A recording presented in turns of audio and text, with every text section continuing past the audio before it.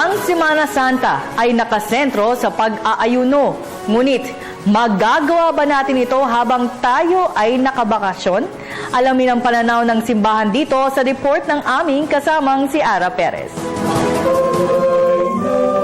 Sa isang bansang kinakatawan ng halos mga Kristiyano, malaking pagdiriwang ang Semana Santa o panahon ng pag-aayuno. Ngunit bukod sa pag-aayuno, may isa pang hilig gawin ang mga Pilipino pagsapit ng Holy Week, ang magbakasyon sa iba't ibang tourist spots sa loob at labas ng bansa na tila sinusulit ang long weekend mula Huwebes Santo hanggang Linggo ng Pagkabuhay.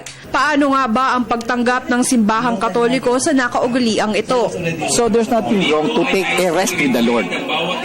Kaya lang, maging wholesome sana ang entertainment mo. Maging wholesome sana ang iyong hinaharap na rest.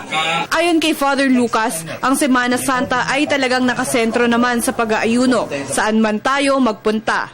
When you repent, you tell yourself, I'm so sorry for doing this. I'm aware that it's bad. Because if you are never aware that you did something wrong, you will never repent.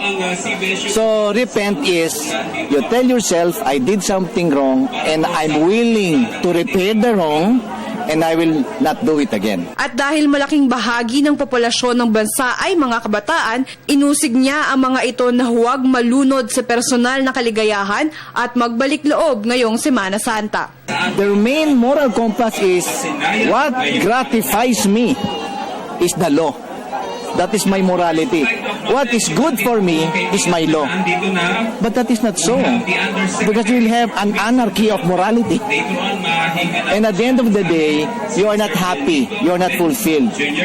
It leaves a bitter taste in your mouth. And at the end of your day, you feel that everything is in chaos. You have to go back to your God. Para sa Telebisyon ng Bayan, Ara Perez.